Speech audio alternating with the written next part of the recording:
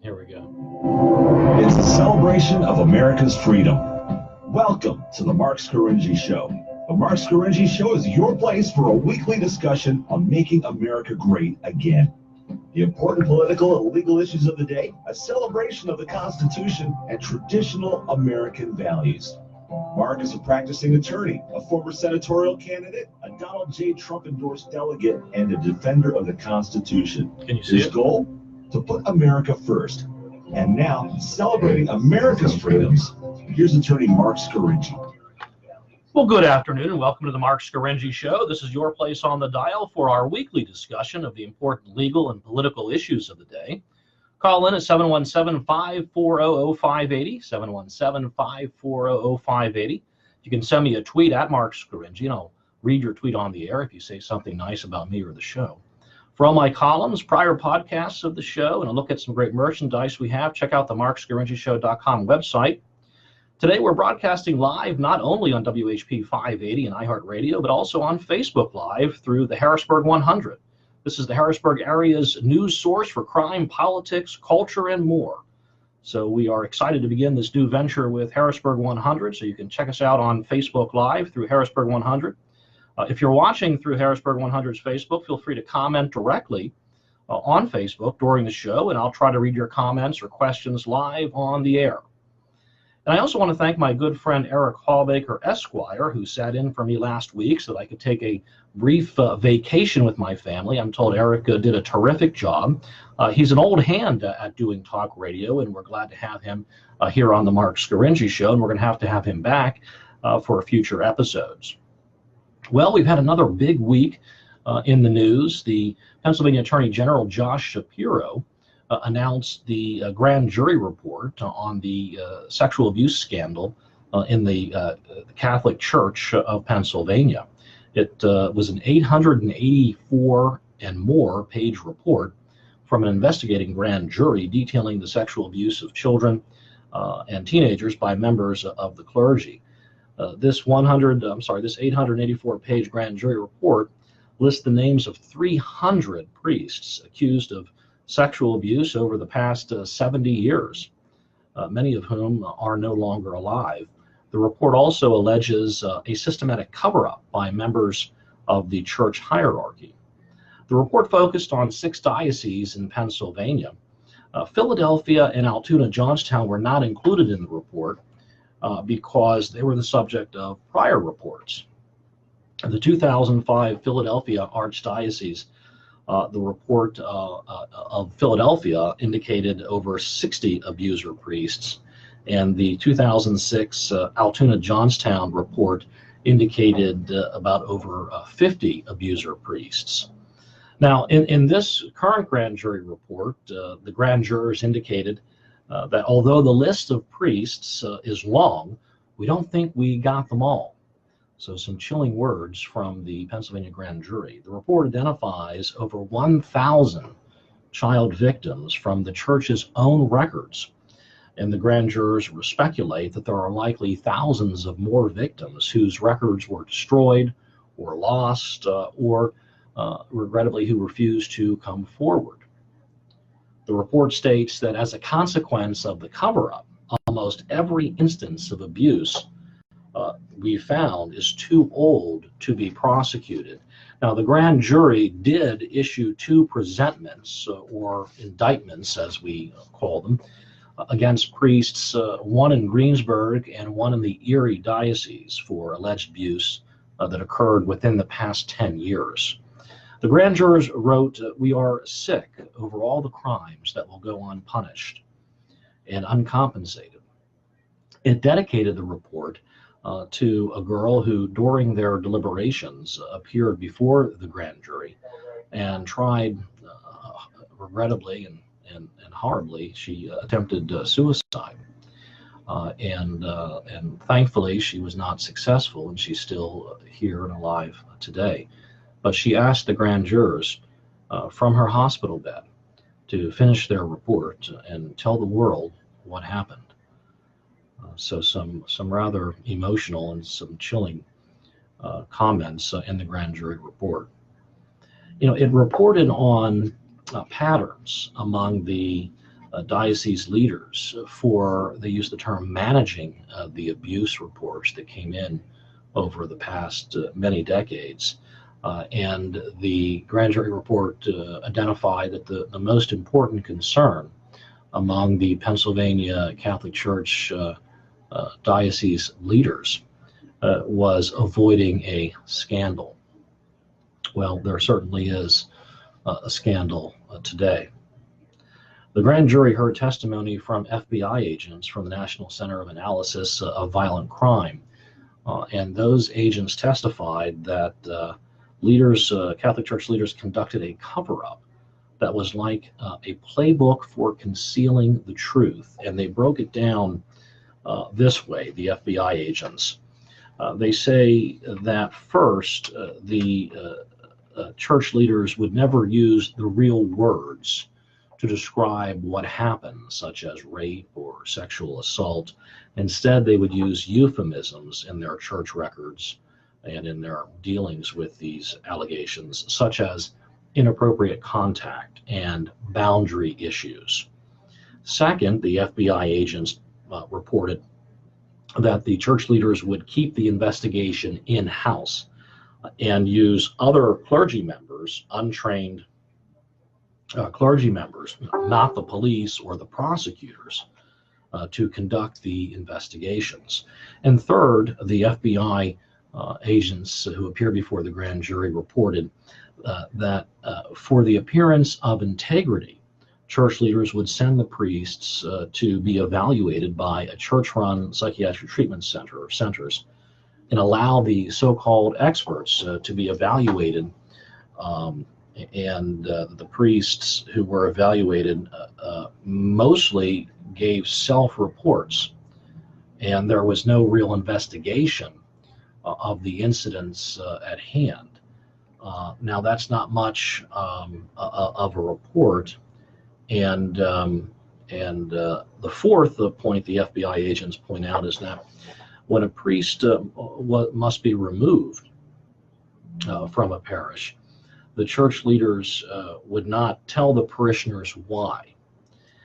Instead, the church leaders would tell the parishioners that this particular priest suffered from exhaustion or was on sick leave, or they would say nothing at all. The fifth point that the FBI agents testified to before the grand jury in support of the FBI's conclusion that the church leaders conducted a cover-up that was like a playbook for concealing the truth was that even if a priest was sexually assaulting children, they would continue to provide the priest with housing and living expenses, even though the priest could have been using the housing and the living expenses to facilitate more sexual assaults.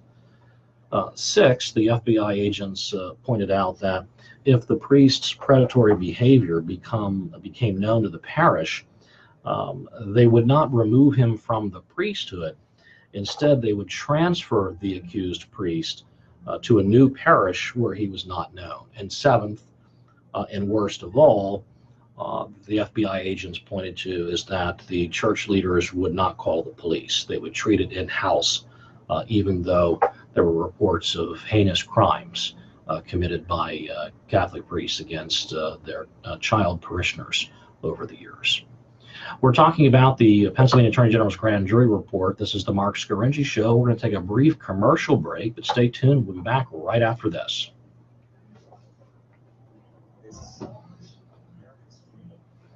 Welcome to the Marc Scaringi Show. During these dog days of summer, sometimes the weather can get rapid. Fairly active weather will be working like dogs to give you the latest information. Well, okay, we're here on Facebook Live with Harrisburg 100, and we have Sean Guay, who is the proprietor of Harrisburg 100, and this is the first week that we have started this kind of joint venture that we have here, where the Marc Scaringi Show is going to be broadcast live via Harrisburg 100. And during the commercial break, we thought we'd talk a little bit more, Sean, about what Harrisburg 100 is, why you put it together and what you hope to accomplish with it. Sure. Thanks again, Mark. I just wanted to thank you for having me in here today. This is a great opportunity for Harrisburg 100 to partner with your show here. And as far as it started, Harrisburg 100 was just initially local news coverage that now it's expanded, and I would describe it now as sort of like a Drudge Report style news aggregate. And we feature political news, crime, cultural happenings, and just all types of other trending topics. So you're the Drudge Report for Pennsylvania. That's right. Very good. Yes. Very good. And when did you start Harrisburg 100? We started Harrisburg 100 in 2014, and it's grown significantly in the last 2 years. And do you look to focus primarily on national, state, or local news, or is it a mixture of all three? It really is a mixture of all three. So, there's a lot of happenings right here in the capital city that are relevant, and there's a lot of other trending topics throughout the state and the nation that everybody really likes to talk about. Sean, we have a comment on our Harrisburg 100 Facebook Live, and I wonder if you're able to see that on your device, and we can comment on that. Well, what I'll do is it's Harrisburg Urban Republicans. Thank you for your work. We are a newly formed page comprised of many Harrisburg City urban Republicans. Are there urban Republicans in Harrisburg City? Apparently there are. There are a few, yep. And we are working to provide an alternative message in city politics. So that's wonderful. We believe the city political landscape will change over the next few years. The administration, council, etc. This is a comment from Harrisburg Urban Republicans, and they're thanking you, Sean, for the live streaming. So kudos to you. And well, I'm getting a sign from our producer that we got to go back onto the air. On News Radio WHP 580. Okay, and welcome back to the Marc Scaringi Show. We're back on the air here at WHP 580 and iHeartRadio. And we're also streaming live on Harrisburg 100's Facebook. And we have Sean Gway here from Harrisburg 100, and of course JC from WHP 580, our producer, who was waving his arms violently to try to get my attention. We're dealing with lots of new technology, and I'm a lawyer and not a technology guy. So hopefully everybody can hear both on HP and iHeartRadio and on Harrisburg 100 Facebook Live. But we were talking about the Pennsylvania Catholic Church, the scandal resulting from the publishment by the Pennsylvania Attorney General Josh Shapiro of the grand jury report that contains allegations of child sexual abuse by over 300 priests in dioceses across Pennsylvania, and that is excluding Philadelphia and Altoona, Johnstown, where there were already reports from a couple of years ago. With regard detailing child sexual abuse in those dioceses. And I'm commenting upon, I think, an interesting part of the grand jury report, and I'm interested to hear your thoughts. So call in 717-540-0580. That's 717-540-0580, and tell me what you think about the Pennsylvania Attorney General's grand jury report. What are your specific comments on it? Do you think that the grand jury did a good and comprehensive job? What do you think about the Catholic Church's response to the grand jury report? We'll talk about that a little bit later, where we finally have a response from the Vatican a couple of days after the report was published, although no words directly from Pope Francis himself. So it'll be interesting to see if the head of the Catholic Church, the Pope, makes a public statement himself. But the point that we're talking about here is in this grand jury report, they heard testimony from FBI agents from the National Center for the Analysis of Violent Crime. And those FBI agents testified that diocesan leaders conducted a cover-up that was like a playbook for concealing the truth. And they give 7 points that explain why they believe diocesan leaders had engaged in this cover-up. So it's pretty compelling analysis done by the FBI.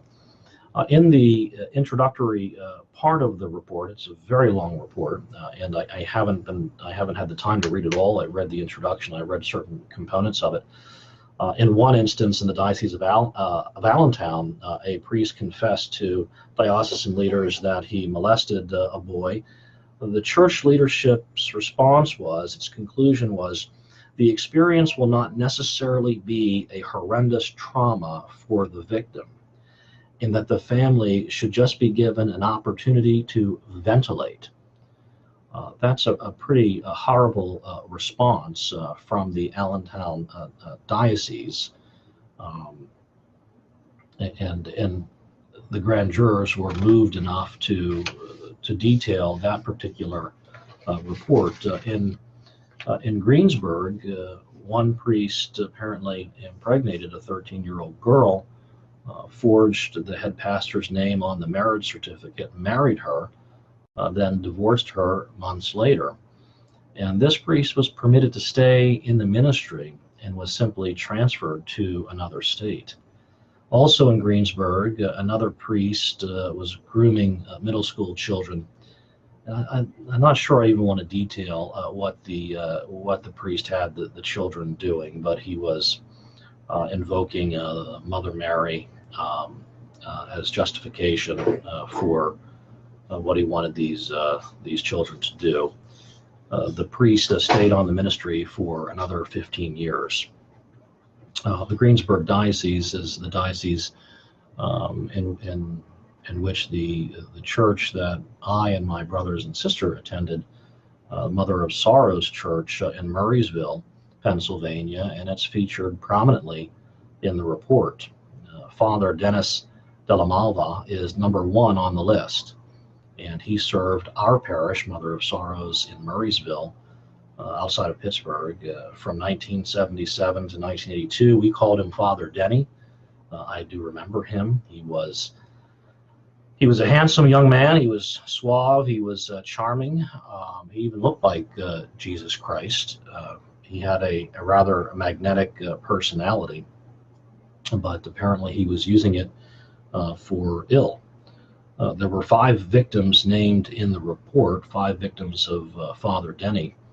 And although the names and the addresses of the victims are not included in the report for privacy reasons, growing up in Murraysville, we knew who the victims were when this kind of came out. 2 of them lived just down the street from my family. The report indicates the parents of 2 brothers who were molested by Father Denny confronted our bishop, William Kinnair, and the bishop asked Father Denny about it, and Father Denny admitted to it. And here's what the bishop did. He transferred Father Denny to a new parish without informing the new parish of Father Denny's abuse and his admission to the abuse. This bishop never informed the pastor of our church at the time, Monsignor Fisher, of Father Denny's admitted molestation of these 2 boys. Father Denny finally resigned from the priesthood in 1986. And by the way, Father Denny was known to frequent Pittsburgh area nightclubs where he would party and dance the night away. There he would meet people, and as he declared to one Murraysville area parent, he would get these people to fall in love with him first and then fall in love with Christ. And that was his modus operandi. He died of AIDS in 1994. Now, the 5 boys who were assaulted, molested by Father Denny, were devastated by what he had done to them. And he's featured prominently. He's number 1 on the list of profiles for the Diocese of Greensburg.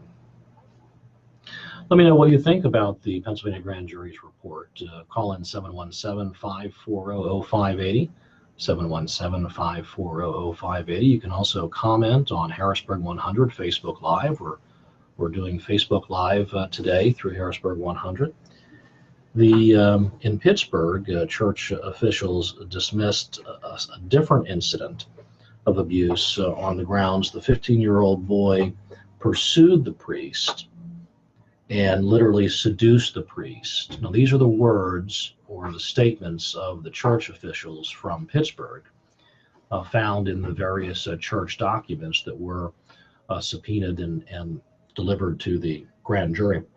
Those are pretty chilling words from men who were put in the care of children across Pennsylvania, that they would use such a twisted psychology to blame the victim for a 15-year-old boy for pursuing a priest, really, for literally seducing a priest. So that's the justification that was used by the church hierarchy in Pittsburgh. In the Diocese of Harrisburg, the grand jurors reported on how one local priest, and I'm not going to actually detail what the report was. It's so repulsive that I don't want to put it on the air, but it's evidence of a severe sexual deviancy of this particular Harrisburg Diocese priest. But the point I want to make is that although there was ample evidence of this priest's sexual deviancy and abuse of young children, in this case girls, in the Harrisburg Diocese, when the evidence was found in the priest's possession, the diocese took no action against the priest, claiming there were allegations but no admission. So the Harrisburg Diocese Church hierarchy was looking for an admission from the priest. They had the allegations, there was ample proof, but they didn't take action because they said there was no admission. So that's just, I think, an appalling breakdown, or an appalling intentional cover-up by the diocese, and refusal to report abuse, and refusal to hold that particular priest accountable at that point in time. With regard to the Diocese of Harrisburg, the report lists 45 priests from diocesan leaders. 45 priests from the Diocese of Harrisburg, and the grand jurors highlight the institutional failure that endangered the welfare of children throughout the Pennsylvania diocese, including the Diocese of Harrisburg. And it provided 3 examples of this institutional failure of the Harrisburg Church. And one is Father Augustine Giella, and the second is Father Arthur Long, and the third is Father Joseph Pease. Now, the allegations about Giella are so sickening, I don't want to comment on them. But when the victims of Father Giella, when the victim's mother confronted Giella's superior with evidence that he was sexually abusing her daughters, Father Overbaugh, according to the grand jury report, replied, "I wondered why you were letting them go to the rectory," as if it was the mother's fault that she was allowing her daughters to be in the rectory. Clearly evidencing that Father Overbaugh knew that there was a danger to any children who were left with that particular priest in the rectory. We'll talk more about the PA Grand Jury report on child sexual abuse within the Catholic Church of Pennsylvania after we return from this brief commercial break. You're listening to the Marc Scaringi Show.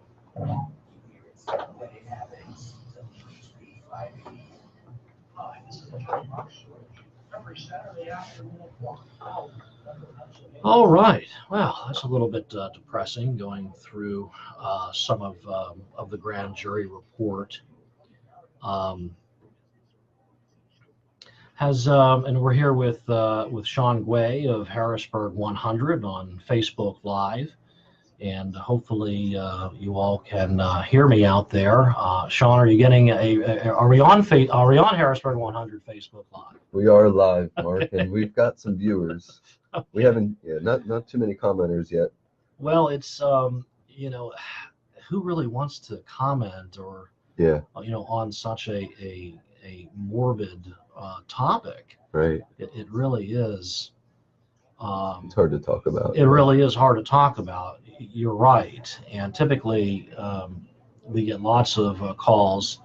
When I talk about what President Trump's doing or what Omarosa Maginald is doing, it generates a lot of calls. But this is something that I guess people are just kind of letting it sink in. Yeah. Now, I detailed a particular priest in the Greensburg diocese where we went as children, and thankfully we were not dedicated enough to go every Sunday and to become altar boys. But these there were 5 boys, and we knew many of them at the time who were preyed upon by this particular priest, and and this priest would be out and about in the nightclubs and the dance clubs, and he has this line that he said about how he gets people to fall in love with him first and then Christ, which is just a shocking statement. Yeah, and then that's unfortunate. They transferred him to another parish without telling the new parish that he admitted to all of this abuse. And that's, I think, a big reason why so many Pennsylvanians are so outraged by the church hierarchy itself. Even if members of the church hierarchy had no involvement in any of these heinous acts, it's the cover-up that is so problematic. So we're going to return to WHP 580 and get back on the show. Now back. Okay, and welcome back to the Marc Scaringi Show here on WHP 580 and iHeartRadio and Harrisburg 100 Facebook Live. You're welcome to call in 717-540-0580, 717-540-0580, and you can comment or send a question via Harrisburg 100 Facebook, and we'll put you on the air. It's not a pleasant topic. It's the Pennsylvania Attorney General's grand jury report that was released earlier this week to the shock of the nation. I don't know if it was really a shock. I mean, this is something that I think so many Pennsylvanians and so many Americans have been well aware of for decades now. I guess a better word is confirmation rather than shock. I, for one, was not shocked at all by any of the contents of this report. I remember as a child hearing about this and learning about the extensive child sexual abuse that was going on in our church, Mother of Sorrows Church in Murraysville, Pennsylvania, in the suburb outside of Pittsburgh.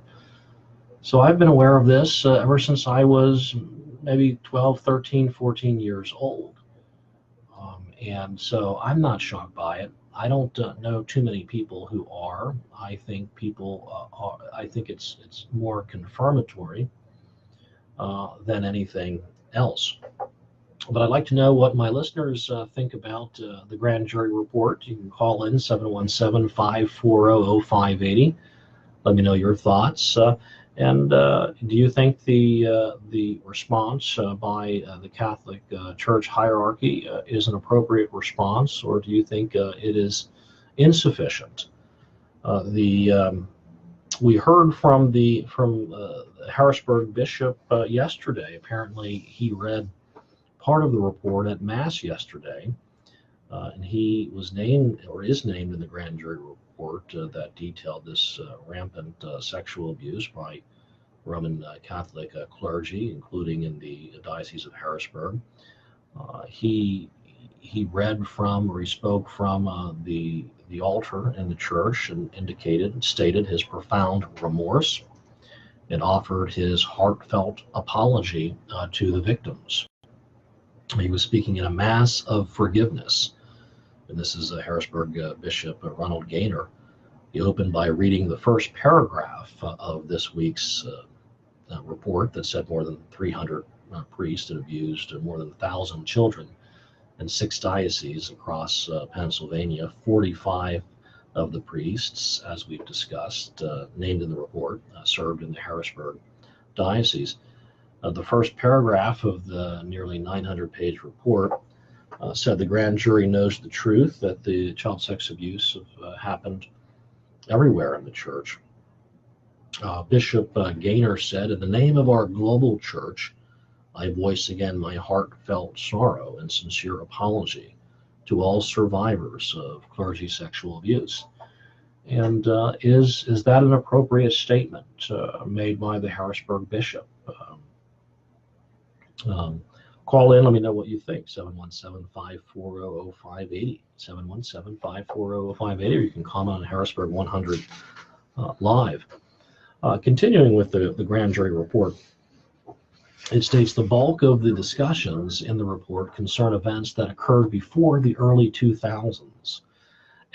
Now, defenders of the church are using that fact as a justification for church reforms that have allegedly been put into place in recent years that more, I guess, adequately or appropriately address this recurring problem. So some, and I believe the Vatican itself issued a statement pointing out that fact, that the bulk of the report concerns things that occurred back in the early 2000s, and that this is evidence that the church has turned the corner and is now addressing these allegations in a more appropriate manner.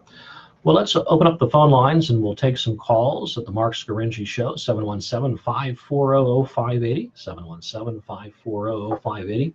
We'll talk to John from York. You're on the Marc Scaringi Show. What do you think about the grand jury report or the Harrisburg bishop's statement?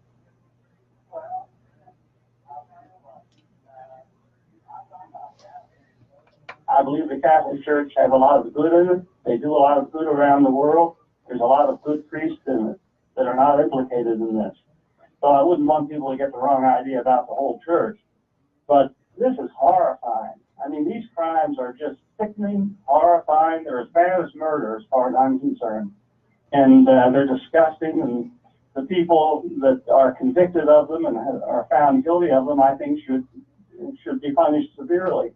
I don't normally wish long jail terms for people who commit crimes and so forth. I think there's a lot of people in jail who shouldn't be there to begin with. But for this particular crime, it's so terribly serious. And now here's something too. I'll try to summarize this. I have so many feelings on this. This is so horrible. But people are going to have to keep their eyes on Jesus Christ as their Lord and Savior, and remember that priests, pastors, ministers, all human beings are sinful, and I hope this doesn't drive people away from faith in Christ, or the church for that matter. I also wonder this. They say alleged. They use that word a lot. Now, I have no doubt that a lot of these people are telling the truth, children and adults who experienced this earlier in their life, and it's terrible. And I understand that sometimes they don't come to terms with it until later in life. But one of my greatest fears is that there's going to be innocent people that are accused of this. I still believe in the concept of innocence until proven guilty. Is it right to accuse people and assume they're guilty before they're convicted? Maybe you could answer that. You're an attorney. You know more about that than I do. Well, John, I thank you for your comments, and I think that they're very well put. But with regard to the church hierarchy itself, the grand jury reported that there was the report removes any doubt that the failure to prevent the systemic failure, the failure to prevent the abuse was a systemic failure and institutional failure. So, of course, the 300 priests for whom there is solid evidence that they committed acts of abuse, including in the case in my parish in Murraysville, Father Denny admitted to the abuse. but what about the hierarchy of the church itself? Does what type of culpability does it have? The FBI agents who testified before the grand jury detailed how, and they gave 7 factors for how the church hierarchy itself instigated a cover-up. It was a playbook for a cover-up. What do you think? What can be done, John? What can be done about the church hierarchy? Terrible. I believe that some of them did do that, the hierarchy, and it's awful. I mean, they're as guilty as the perpetrators in a lot of ways. And what can be done with them? Boy, I don't know. Dismiss from their positions if it's proven. See, this is what I'm afraid of. This is going to have to be proven against individuals. They have to be convicted for it. I'm just afraid a lot of people will be accused. I mean, anybody could come along and say 20 years ago, this person did something to me. And maybe they did. In a lot of cases, I believe it's true. But then there's a few cases where it isn't. How do we? This would be an awful thing to have. It would ruin your life just to be accused of it. I'm just afraid that a lot of people will be accused of it, especially if they eliminate the statute of limitations. I don't know what I think about that, but I'm afraid a lot of people will be accused that, or some people, let's say, that are innocent. It'll ruin their life, and they'll have no way of. People don't believe them innocent until proven guilty anymore. They don't understand what I'm saying. John, I do, and I thank you for your call. And we'll talk a little bit about some of the grand jury report recommendations, but thanks for calling, John from York. Appreciate having the benefit of your views. John is concerned about false allegations, and there's no question that that's always a significant problem, and it's a real problem in child sexual abuse cases. There's no question about that, and we have a civil law process and a criminal law process that is designed to ferret out false allegations, and the grand jury itself issued several recommendations, and John from York touched upon one of them, and that is their first recommendation is to change the statute of limitations for bringing criminal charges.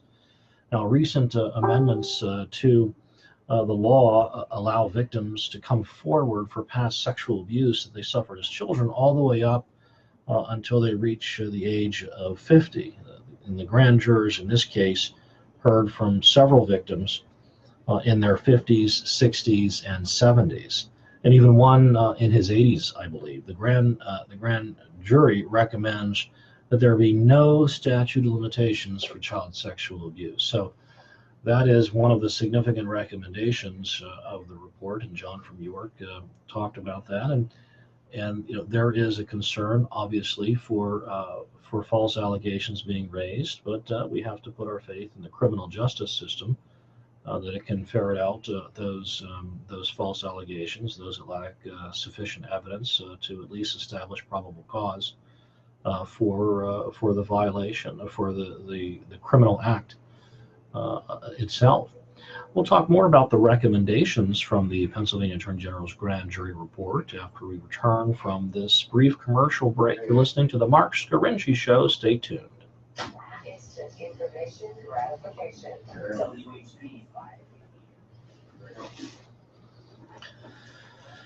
Okay. Well, we had John from York give his thoughts, and that seems to be a thought that so many have, and that is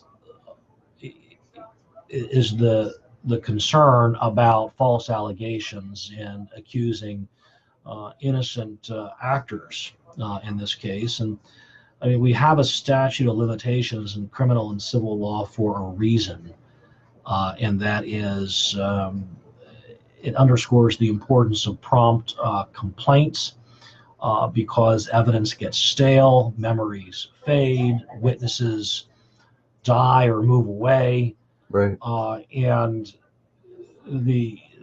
our entire criminal jurisprudence is designed around the presumption of innocence, and that the individual accused is presumed to be innocent unless he or she is found guilty beyond by a trial of his or her peers beyond reasonable doubt. And there are real strong reasons why the criminal justice system is designed to protect individuals who are accused by the government and charged by the government. So, yeah, it's a tough call.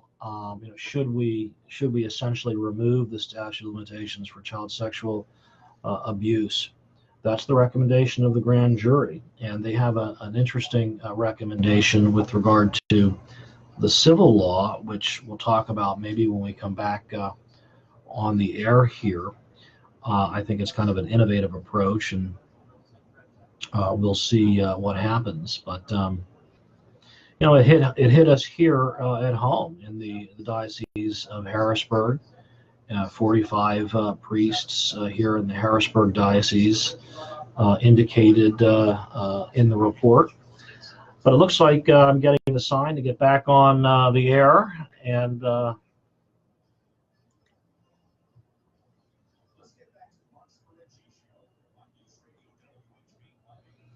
welcome back to the Marc Scaringi Show. This is your place on the dial for constitutional conservatism.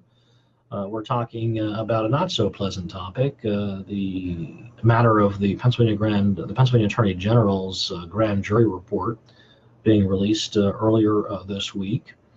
And we're detailing some of the abuse accounts that occurred here in the Diocese of Harrisburg and also in the Diocese of Greensburg, where I was born and raised, in a church that I attended, where we had a known child sex abuser as our pastor. Father Denny was his name, and he abused at least five boys in my town of Murraysville. A couple of them lived down the street from us. It's a horrible situation. The grand jury report hits pretty hard at the church hierarchy for engaging in an institutional and systemic failure and cover-up of just thousands of child sexual abuse over the years. We'll open up the phone lines. We'll take some calls. 717-540-0580. We have Dave from Newville. You're on the Marc Scaringi Show. What do you think about the grand jury report? Hi, Mark. I'm concerned with the hierarchy. I'm sure they've been covering this up until recently, and I'm thinking that maybe in the span of the investigation that they will find that hierarchy has continued and does fall into the statute of limitations, and they can go after the hierarchy. Look at the Penn State situation. They've gone after other coaches and teachers and whatnot, and they have gone to trial. It wasn't so much a statute of limitations issue, but they should go after them as well. It's like cutting the head off a snake, That's the only way you're really going to put it down. Your thoughts?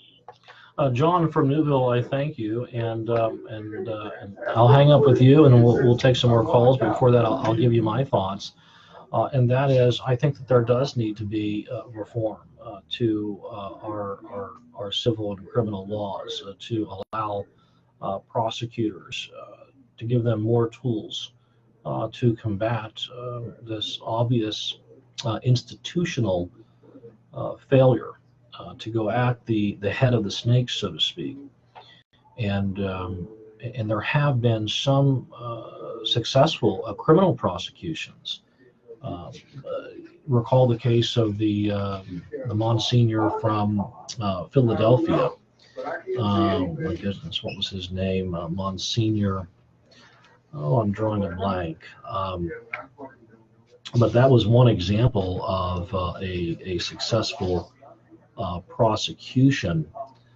This was the Philadelphia Archdiocese Monsignor William Lynn, the former vicar of clergy, was the first member of the Catholic Church hierarchy in the U.S. to be prosecuted, and that was for child endangerment, which is a criminal offense on the books and has been forever in Pennsylvania. So, but it's a tough offense to get a conviction for. But he was convicted. He appealed with the argument that he didn't endanger children because he wasn't responsible for caring for specific children, the specific children who were abused. But the Pennsylvania Supreme Court responded pretty forcefully that an administrator is guilty of endangerment, even if he is not assigned to care for specific children.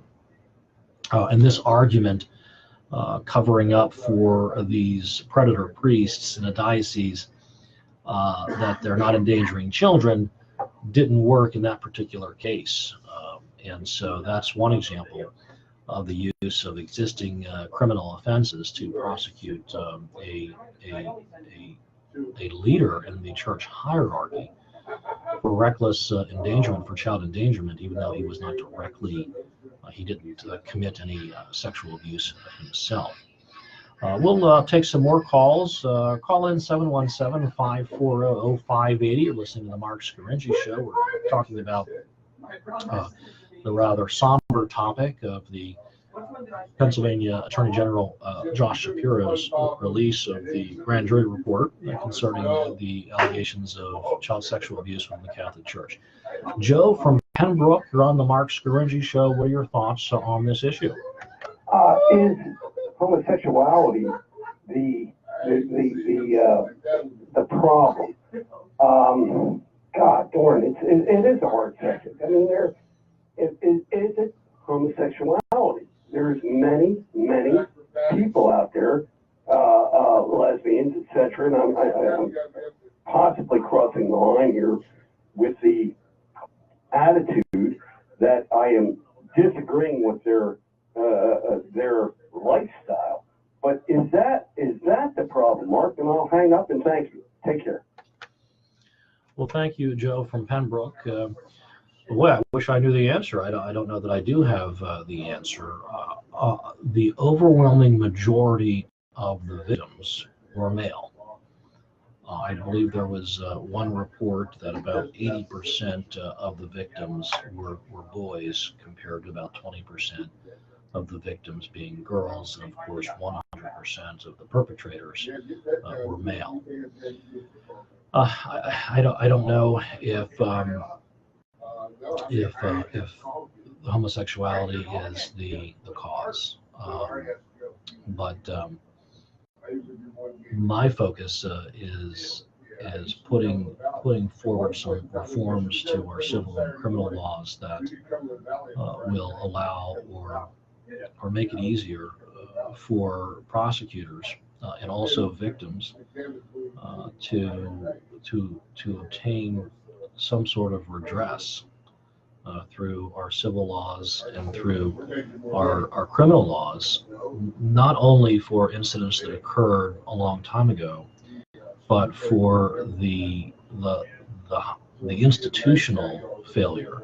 Go after the institution itself, I think, will strike a real blow, and is probably the most effective means we have of curtailing and reducing and limiting the amount of child sexual abuse that does go on. We'll never eradicate it altogether.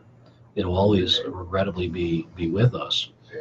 But one of the reforms or the recommendations of the grand jury report that I wanted to talk about was a change in the civil statute of limitations. So we talked about how the grand jury is wanting to change the criminal statute to eliminate it, but there's also a recommendation to change the civil statute of limitations to allow for a limited window so that certain older victims can sue the Catholic Church in civil court. Currently, law requires such suits to be brought within 12 years of the child attaining the age of 18. So it's essentially 30 years of age. So victims already in their 30s are blocked from court because of the prior 2-year statute of limitations, which already expired back in the 90s or earlier. So with a new limited window of, say, 2 years, currently moving out 2 years, you've got 2 years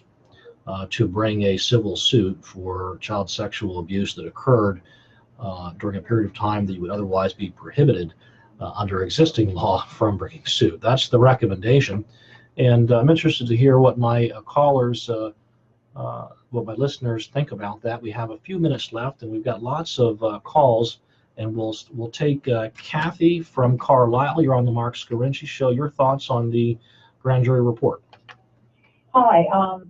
I was just going to bring up something that I had heard from someone. I don't remember where I heard this, but it was very interesting. They pointed out that some of this could be the effect of young men that were homosexual not going into the service in, say, in Vietnam, Korea, different wars, because of the way they would be treated because they were homosexual, in the past, and that to avoid going into the service as conscientious objectors or whatever, they would go into the priesthood or the church. And I had never thought about it that way, and it kind of, made a lot of sense in a way. I'm sure doesn't apply to everybody, but I just thought I'd bring that up. Oh, well, Kathy, thank you for bringing that up. I appreciate your input on that, and that's an interesting insight. I don't have anything I think that is credible to say in response to that. I just don't know the answer. You raise an interesting point. There are many commentators who are trying to hone in on the cause of the sex abuse by the priests on the minors. Several commentators have talked about the issue of homosexuality being that the overwhelming majority of the victims were boys. But for most of the history of the Catholic Church, it was only boys who could be altar boys and would thus be in close proximity to, regrettably, to predator priests. I don't know if that has something to do with it or not. My focus is on what types of civil and criminal law reforms can be put into place to provide a better way for victims to be made whole for these horrible incidents that have occurred, and for the systemic and institutional failure of the Catholic Church hierarchy. I know we've got other calls on the line. I'm not going to be able to get to them, but I thank you for calling in. I know it's not the most pleasant of topics to discuss, but seems to be on everybody's mind. And there are several additional recommendations of the grand jury report that we're not going to be able to get into today. But I thank you for listening. Hopefully there will be some good that comes out of the extensive work by this grand jury of citizens, by the way, who've given their time and dug deep and worked very hard, and I think gave a lot of themselves and gave us something very serious to think about. That's about all the time we have. Thanks for listening to the Marc Scaringi Show. Every Saturday afternoon at 1, thousands. Okay, Harrisburg 100 Facebook Live. That's about all the time we have. Thank you to Sean for allowing us to be here today with you, and hopefully we got a good response, or at least some response, and then maybe we'll see how this goes in future shows. And we want more and more interaction from your viewers of Harrisburg 100, and we'll somehow bring them together with the listeners of the Marc Scaringi Show, and we'll have an even bigger and better opportunity for all of us in central Pennsylvania and throughout Pennsylvania to keep the dialogue going about the important legal and political and cultural news of the day from the national, state, and local perspective. So thank you, Sean, and Harrisburg 100. All right.